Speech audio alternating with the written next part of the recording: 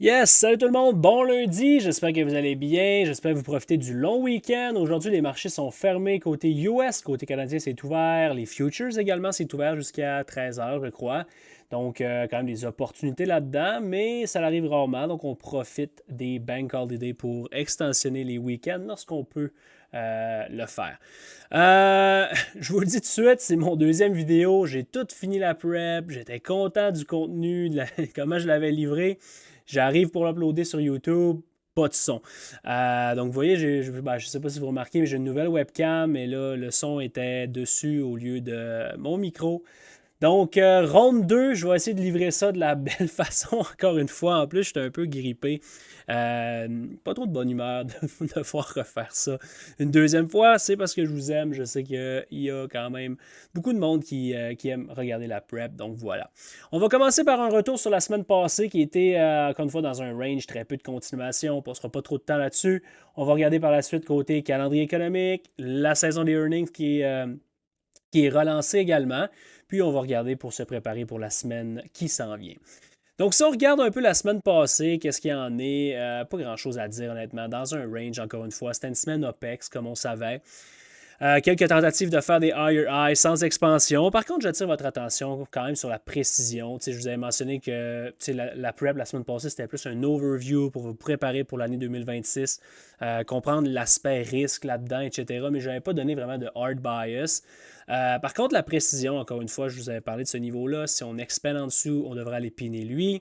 On est revenu over. Par la suite, on est allé piner le deuxième, donc mettre des down candles là-dessus.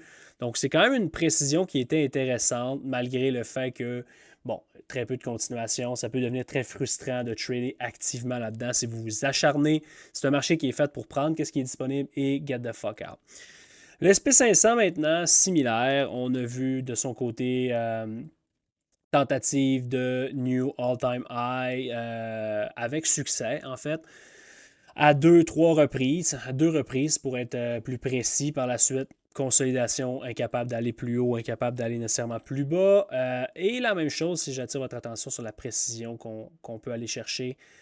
On avait besoin de venir mettre des down candles ici. Par la suite, regardez la précision littéralement au tick sur ce niveau-là ici. Donc, je vous dis souvent que la liquidité est un peu un mythe, dans le sens qu'elle est mal utilisée par la plupart des gens. C'est un bel exemple ici, encore une fois, de précision de qu'est-ce que le marché a besoin de faire. Quand je vous dis d'aller printer des up candles, printer des down candles, c'est un peu qu'est-ce que je veux dire par là. Donc, on ne passera pas plus de temps là-dessus. Pour vrai, sideway, pas vraiment grand-chose à tirer de la semaine passée.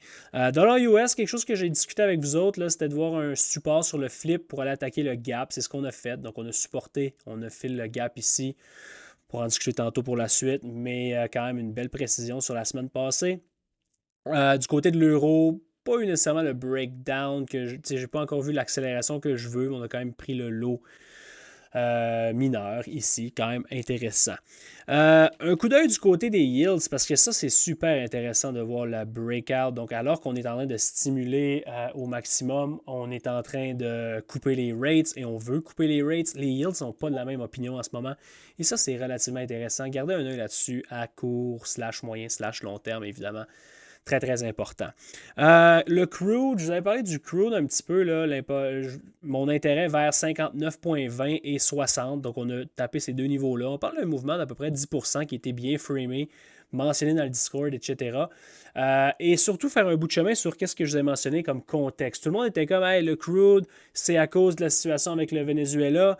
Je vous mentionnais que c'était quelque chose qui allait avoir un impact à moyen/long terme. À court terme, pratiquement nul comme effet. C'était plutôt la situation Middle East qui était importante. Et comme de fait, on a vu Trump comme lever le pied un petit peu là, sur qu'est-ce qu'il voulait faire. Et dès que ça a été annoncé, mercredi, jeudi, boum, on a droppé de façon très hard sur le crude. Donc, quand même intéressant de voir cette volatilité-là. Beau break. Reste à voir si on peut follow through maintenant.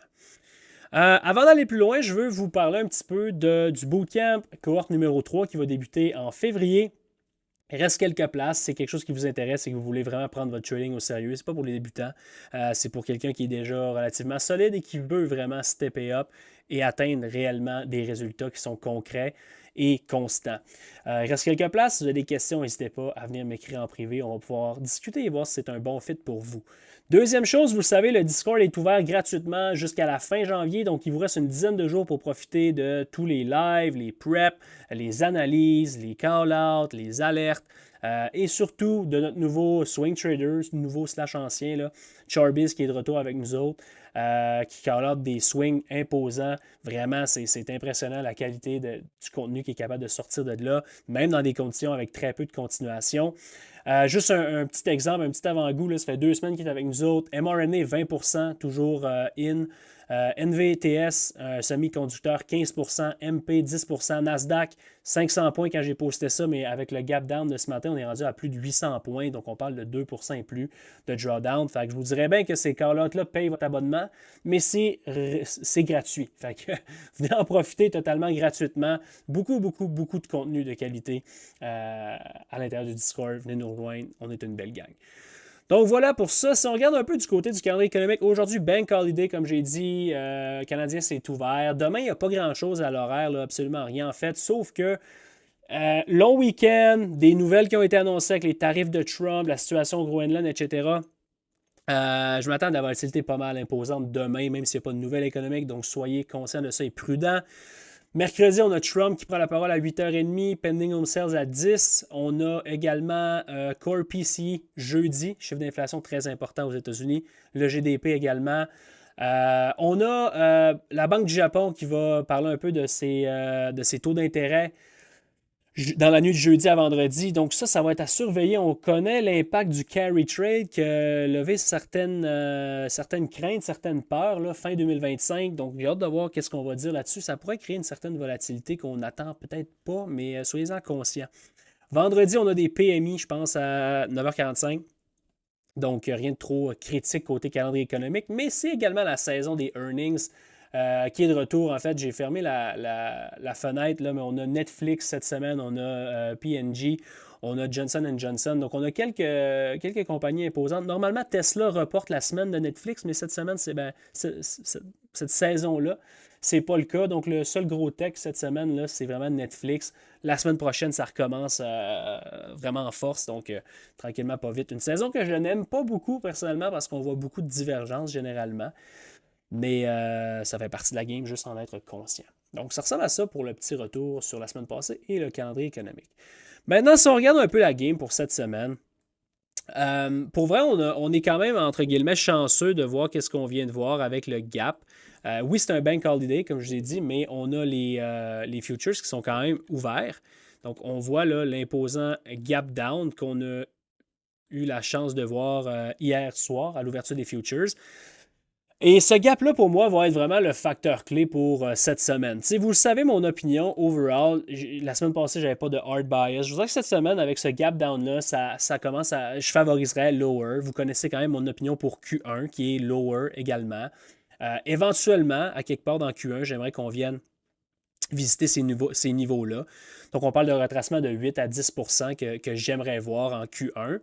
Et comprenez-moi bien, je ne suis pas en train de call-out un crash, je ne suis pas en train de call-out un major top, je ne suis pas en train de call-out quelque chose de plus puissant que ça, parce que ça ne sert à rien de spéculer là-dessus. Personnellement, je pense vraiment qu'on va aller graviter là-dedans à un moment ou à un autre en Q1. Si ce n'est pas en Q1, probablement cette année. Si ce n'est pas cette année, éventuellement, un jour, on devrait y aller. Mais tout ça pour dire que la ride vers ça, je serais relativement confiant de la jouer avec un bias bearish lorsque ça sera confirmé. Mais une fois qu'on va être là, on pourra à ce moment-là prendre une décision et commencer à spéculer puis faire un plan de match sur OK, on est-tu en train d'offrir un rallye? Et si ce rallye-là fade back down, là, on va commencer à parler peut-être d'un max pain trade, quelque chose un peu comme 2022, slow grind down, méthodique lower, quelque chose d'un peu plus long, quelque chose d'un peu plus sérieux, quelque chose d'un peu plus cyclique, entre guillemets. Mais tant qu'on n'est pas là, puis que je ne sais pas si ça réagit en V-shape sur le upside ou qu'on s'en va higher, ou si on ne passe pas au travers de ça comme du beurre, ça ne sert à rien de spéculer. Je pense vraiment qu'on va éventuellement voir ces niveaux-là plus tôt que tard. Mais en attendant, pour moi, je ne suis pas dans l'extrême de dire « Ah, c'est un crash, c'est ci, c'est ça ». Oui, on est dans une situation excessivement précaire. géopolitiquement parlant, économiquement parlant également. Je vous invite à écouter la prep de la semaine passée où j'ai parlé un petit peu plus de ces facteurs-là. Mais ça ne sert à rien. T'sais, on est des day traders, on est des swing traders, on trade activement la volatilité qui se présente, les setups qui se présentent. Fait où est-ce qu'on va être dans 6 mois? Je me fais un plaisir de le communiquer avec vous de la meilleure façon possible pour framer tout ça d'un point de vue compréhension également, mais ça ne change rien à très court terme. Donc voilà. Donc cette semaine, c'est relativement simple. Pardon, le gap qui est en place, est-ce qu'on agit comme un gap and go et on focus lower vers swing low, gap ici, swing low et potentiellement lower également? Ou est-ce qu'on reclaim? Et si on reclaim, ça devient quelque chose de bullish. Donc pour moi, c'est assez simple cette semaine. Je favorise lower. Je regardais pour shorter initialement son push. Mais si jamais on flippe le gap, je deviens bullish pour les highs qu'on aurait dû éventuellement taper la semaine passée. J'aurais aimé ça qu'on les tape la semaine passée. Donc ces fameux-là, high-là 2600, 132 pour être plus précis, c'est quelque chose que j'aimerais voir être testé si jamais on flippe le gap. Sinon, ben, on va aller focuser sur une continuation lower. J'attire votre attention sur les lows qui sont ici. Donc, on est sur pas mal la seule élément d'importance actuellement. Et là, je vais faire un petit bout de chemin là-dessus. Pourquoi que cette semaine, je m'attends à beaucoup de volatilité, un gros range et des mouvements qui sont larges? C'est particulièrement dû au fait que, tu sais, je vous disais tantôt un peu que la liquidité, pour moi, c'est un peu un mythe. Tout le monde l'utilise, mais pour moi, il ne l'utilise pas de la bonne façon. C'est plus une question de devoir printer des up candles, printer des down candles à des niveaux spécifiques pour rendre le marché efficace. Bien, à l'intérieur de ce range-là, le marché est vraiment très, très, très efficient. Et les seules zones qu'on a, c'est celle-là ici. Il y en a une petite ici. Et sinon, ça tombe là-dedans, là-dedans. Et là, on tombe plus bas. Fait que quand c'est des situations comme ça qui se présentent, généralement, le prix va aller piner des zones très violemment. C'est pas une garantie, mais il n'y a pas grand-chose en dessous de où est-ce qu'on se situe actuellement. Tu sais, tout le monde va regarder ce lot-là comme étant un lot d'importance, un lot qui représente beaucoup de liquidité, alors que pour moi, c'est rien d'autre qu'une ligne horizontale. C'est pas grand-chose, ce lot-là. Cette zone-là est importante pour moi. Tu sais, à l'occasion, comme dans ce cas-ci, ouais, mais là, Matt, en dessous de ce lot-là, tu dis que c'est une zone. Oui, c'est une zone pas à cause du lot. La zone provient d'ailleurs. Et vous voyez comment on se supporte là-dedans pour l'instant. Donc, c'est un peu ça ma vision. Mais je m'attends à des gros ranges, des gros mouvements cette semaine. Un autre facteur que je n'ai pas mentionné, c'est le ruling de la Cour suprême sur les tarifs US. Écoutez, c'est un méchant shit show, là. Je vais faire une histoire courte. Ça fait 2 semaines que, OK, vendredi, 2 semaines, on annonce la décision à 10h. À 10h15, finalement, on reporte. Cette semaine, mardi matin, on est supposé annoncer, mardi passé, on est supposé annoncer la décision à 10h. 10h15, finalement, on reporte. On est supposé l'annoncer demain pour l'instant de ce que j'ai vu, mais est-ce que ça va être vrai, est-ce que ça va pas être vrai? Pour moi, le marché en ce moment attend ça. Oui, il y a toute la situation qui s'est passée au cours du week-end, etc.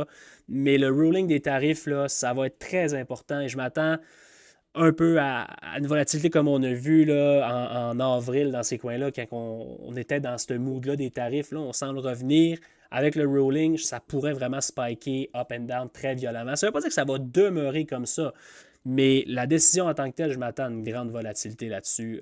Ça pourrait être assez explosif des deux côtés. Donc voilà pour le Nasdaq. Pas nécessairement d'autres choses à dire là-dessus. SP500, très similaire. On a de son côté également un gap. Est-ce qu'on peut offrir un gap and go? C'est la même situation. Si jamais on devient bearish en Q1, ben, ces niveaux-là deviennent mon intérêt principal. Si on va en H1 pour de quoi d'un petit peu plus précis, ben, c'est la même chose. On est sur un niveau ici, mais il n'y a pas grand-chose à part ça, qui est autour des all-time highs. Sinon, en dessous des lows, et comme la zone qui est ici. Fait que je m'attends également à ce qu'on soit... ça ne veut pas dire qu'on ne peut pas créer des cycles également. Là, je veux dire, on en crée à des moments précis. Là, donc, ça peut évoluer, mais éventuellement, si on balance tout ça, il risque d'avoir des mouvements qui sont relativement violents à un moment donné cette semaine. Tu sais, le plan de match, je n'ai peut-être pas parlé tant que ça sur Nasdaq, mais au final, si on est capable de garder une portion du gap ouverte et qu'on rejette, j'aimerais vraiment shorter dans la force. C'est également un bank holiday aujourd'hui, donc la session qu'on fait aujourd'hui, vous voulez tracer ce range-là, tracer le high, tracer le low, et on devrait repasser là-dedans dans une session normale au courant de la semaine. C'est sûr que c'est relativement rare qu'un bank holiday ouvre avec un gap de 55 points sur le SP500 puis 200 points sur le Nasdaq. Donc, ce gap-là, comme j'ai dit, va vraiment agir comme barème cette semaine. On est over, OK, back bullish. On est under, OK, on continue à focus sur le downside.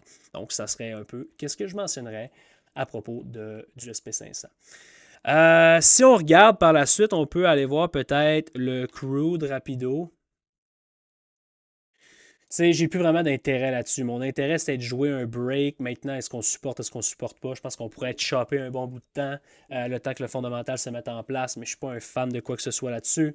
Du côté du dollar US, ben, tu sais, c'est pas trop compliqué dans le sens que, littéralement, depuis avril sur le dollar US, on est dans un range. Le price action n'est pas clean. Demandez-vous pas pourquoi les indices sont pas clean non plus depuis avril, juin. Ça a été un floating market qui a flotté up. OK, shit show des tarifs. On a eu des beaux spikes de volatilité ici et là. Mais overall, le main driver du marché, c'est le dollar US. Quand le dollar US n'est pas clean cut, ça donne qu'est-ce que ça donne sur les commodités, ça donne qu'est-ce que ça donne sur les indices, ça donne qu'est-ce que ça donne sur le Forex. Donc pour moi, oui, il y a des beaux mouvements de la même façon qu'il y en a à l'occasion sur les indices.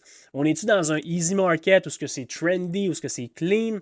Absolument pas, même vraiment pas. Puis tu sais, si vous commencez en trading dans ces conditions-là, ou même si vous avez vu des moments plus solides, puis là, vous struggle un petit peu, ben c'est quand même normal. Il faut juste respecter le risque. Tu sais, tout le monde vous dit de peser sur le gaz ou flash des PNL, etc. Mais la réalité, c'est qu'allez-y à votre rythme, allez-y doucement, et ce n'est pas des conditions nécessairement où ce qu'on oui, il y a de la volatilité, on peut exploiter cette volatilité-là, mais lorsqu'on a moins d'expérience, c'est plus difficile. La volatilité, à la limite, complique la tâche un petit peu. Donc, respectez le risque, tout simplement. Je favoriserais higher sur le dollar US quand même. Même chose sur l'euro, en fait. J'aimerais éventuellement qu'on accélère pour closer les divergences qu'on a faites sur les lows ici. Mais tu sais, là, avec les changements un peu fondamentaux, les tarifs, la situation qu'on a vue au cours du week-end, ça peut peut-être changer un peu ça. Donc, j'ai pas de hard bias, mais overall, j'aimerais lower sur l'euro là-dessus. Un mot sur le VIX, parce que j'en ai parlé, en fait, j'en ai pas parlé, mais tu sais, quand je vous dis que je m'attends à ce que le ruling des tarifs par la Cour suprême soit un facteur plus important peut-être qu'on laisse croire, ou plus important que les gens pensent, parce qu'on n'en parle pas beaucoup, honnêtement. Ben pour moi, c'est le VIX parle beaucoup là-dessus. On avait un CPI mardi passé qui avait plus ou moins d'importance, là. Mais le VIX a quand même continué à pomper après le CPI parce qu'on avait l'annonce de ce ruling-là. Et à la minute qu'on a dit, OK, on cancelle encore une fois, on reporte l'annonce, le VIX s'est fait complètement crush. Qu'est-ce qui me dit que en ce moment, le positionnement dans le marché, la protection est achetée pas par rapport aux nouvelles, mais par rapport à cette nouvelle-là. Donc, le fait que le VIX se fasse crush là-dessus, pour moi, c'est quand même un indicateur que l'impact sera présent là, lorsque cet événement-là sera derrière nous. Et je pense personnellement que le marché attend ça avant de pouvoir bouger un peu plus lousse. Donc voilà pour le VIX. Il n'y a pas de miracle là-dessus, là, mais juste comprendre comment il travaille sans aller trop deep non plus. Quelques stocks à surveiller. Avant, on va aller parler des métaux un petit peu. Gold est intéressant. C'est une run générationnelle, littéralement, comme on en parle depuis, j'en parle depuis longtemps là, de gold. Essayez pas d'attraper. Je vois beaucoup trop de monde qui sont comme ah, je vais essayer de shorter, c'est trop haut, on va essayer de shorter ça. Vous êtes en train d'essayer de shorter une run générationnelle, littéralement. Je pense pas du tout qu'on est à la fin d'un move-up. Je pense qu'il va y avoir des gros retracements, évidemment, comme n'importe quel méga bull market. C'est une grande volatilité qu'on peut profiter, mais pour moi, là, en ce moment, mes positions roulent et je les laisse rouler. Je ne trade pas beaucoup activement le gold là-dedans. C'est pas mon genre de marché. Floating market, je ne suis pas un fan de ça. Il y a quand même des opportunités, c'est très volatile. Mais pour moi, c'est un petit peu moins mon genre de trading là, quand on est juste en train de flotter comme on le fait. Donc, je touche un petit peu moins. Alors, intraday, ça ne veut pas dire que ça ne peut pas être intéressant. Silver devrait frapper 100 plus tôt que tard, honnêtement. Les institutions qui se font complètement squeezer là-dedans, c'est quand même assez intéressant. Donc, je serais absolument prudent là-dessus. Mais ça ne veut pas dire que ça monte en parabolique, qu'il faut essayer d'avoir raison sur quand ça va stopper. Tu sais, c'est vraiment, on est mal fait, on a tendance à vouloir faire ça, mais c'est la pire chose à faire. Tu as l'air intelligent que ça marche, mais ça ne marche pas souvent. Donc, soyez-en conscients, profitez de la trend, jouez ça mollo, puis that's it. Tesla est intéressant quand même, relativement, je ne veux pas dire fort, mais un des quand même solides là, par rapport à certains autres large caps qui ont un peu plus de misère. Assurément à surveiller si jamais le bias devient plus sérieux. Mettons qu'on reclaim le gap up sur les indices ou qu'on gap and go comme on semble vouloir amorcer pour être un leader un côté comme de l'autre. Un titre comme Apple a un mauvais début d'année, un peu comme l'année passée. Là. Les indices sont quoi? Down peut-être 2% des all-time high. Mettons le SP500, Apple est down 12%, ce qui est quand même majeur. Donc j'ai hâte de voir, là, c'est quand même un sweet spot. Si jamais on veut vraiment bouncer sur les indices, pas quelque chose que je favorise nécessairement, mais je pense que Apple pourrait être le leader si jamais ce scénario-là se met en place. À l'inverse, je pense que il y a de la place en dessous de ce gap-là pour dégringoler encore, peut-être vers 2,35, 2,30, qui serait intéressant. Mais tu sais, c'est relativement simple en ce moment. Pour avoir des swings qui sont solides, personnellement, je veux travailler avec le vent du bon côté. Je veux le vent dans le dos. En ce moment, je n'ai pas le vent d'en face, mais je n'ai pas le vent dans le dos non plus. Fait que j'aime mieux juste comme plus focuser sur le day trading, un petit peu moins de swing de ce genre de titre-là. Il y a des secteurs intéressants. Un gars comme Charbiz utilise une façon de faire complètement différente de la mienne et ça marche très bien. Puis c'est super comme ça donne une autre perspective aux choses. Mais pour moi, les titres que je regarde généralement, il faut que je connaisse la direction du vent. Et en ce moment, je ne la connais pas. Ça va venir, par contre. Il va y avoir des belles opportunités, évidemment. On est juste la 3e semaine de 2026. Prenez votre temps. Mais un titre comme Apple, assurément à surveiller. Quelques small caps également. Un titre comme XYZ que j'ai parlé la semaine passée. On a eu le mouvement. On n'a pas réussi à supporter. On a retesté le breakout. On a fadé. Pas été capable de donner le momentum que je voulais au niveau que je le voulais. Même chose sur AFRM. On a flip le gap ici. On n'a pas supporté. Si on reclaim 80, peut-être qu'on pourrait voir le chiffre 100 relativement quick. Encore une fois, ça va me prendre un peu plus de conviction et de momentum un peu partout avant d'aller là-dedans. J'ai-tu oublié quelque chose? C'est toujours tannant quand j'en fais 2. Là, ça fait peut-être, sérieusement, en quoi 4 ans de weekly prep, ça m'est arrivé peut-être 3-4 fois de fucker le son, puis il fallait que je la refasse. Je pense que ça a quand même sorti naturel, là, même si c'est comme une prise 2, mais bon.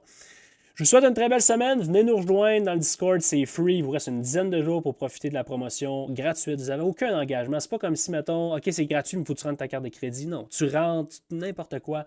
Tu as accès à des formations, tu as accès au Discord, tu as accès au live, tu as accès à tout ça complètement gratuitement. Donc voilà, bonne semaine à tous. Ça risque d'être très volatile. Soyez prudents et on se voit dans le chat. Salut tout le monde.